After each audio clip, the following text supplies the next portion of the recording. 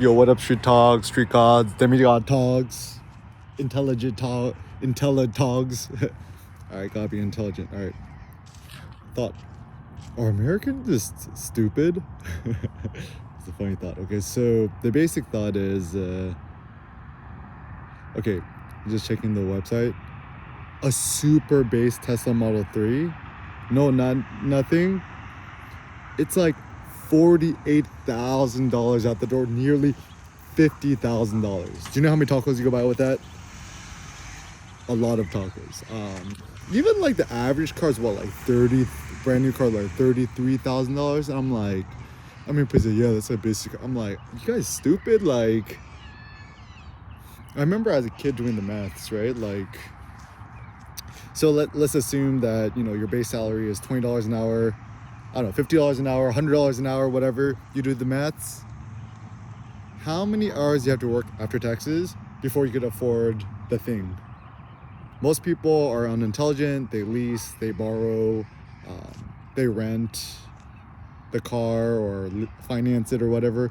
Anything with financing is bad. So one of my great things, so for a long time we were like sharing the car with Cindy's mom, and too many logistical concerns and strains. So it's like, okay, let's try to find a more elegant solution.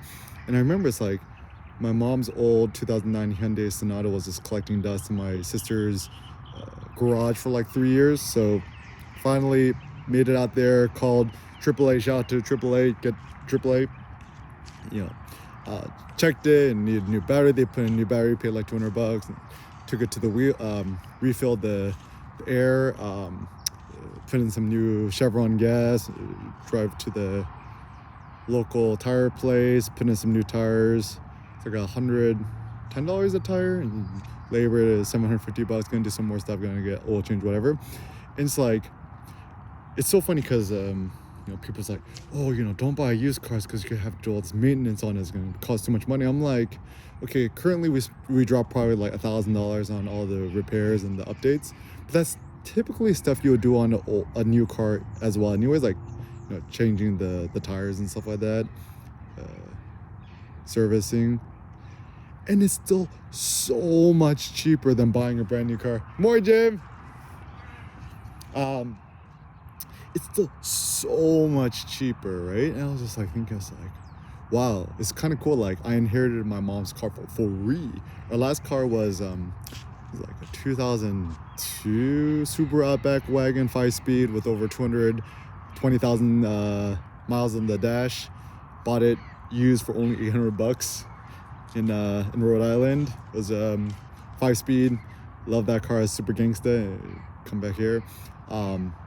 Yeah, like I was thinking about like, okay, the last car I bought was $800. It was listed for $1,000, but I had to go down to $900, then to $800, and I'm like, dude, I just bought a car for less than an iPhone Pro, or the same price as an iPhone. It's like less price. Okay. Oh, and also if you're curious what happened to the Subaru, on one of the hottest days, the radiator hose like cracked and leaked, and then it leaked radiator fluid, and then it just blew a head gasket, so it went kaput.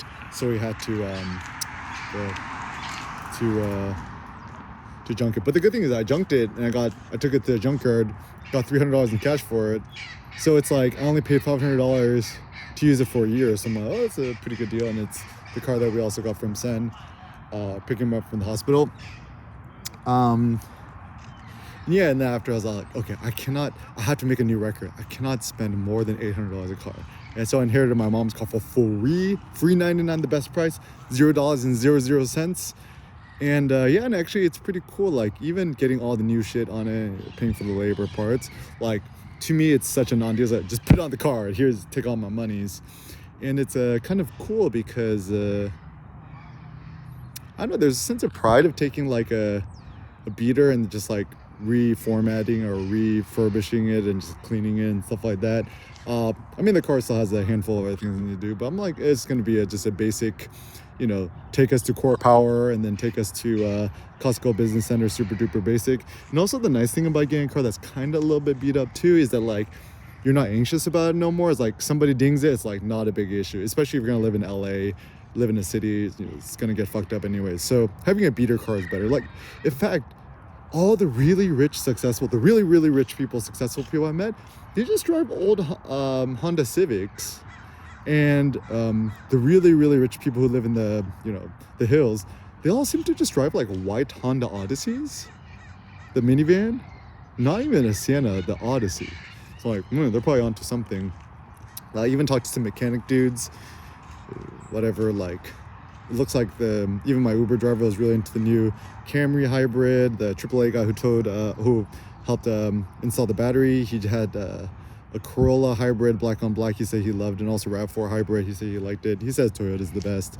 He's like, all you have to do is change the oil and you're good. So yeah, it looks like still Toyota is the GOAT in terms of reliability and the least amount of maintenance.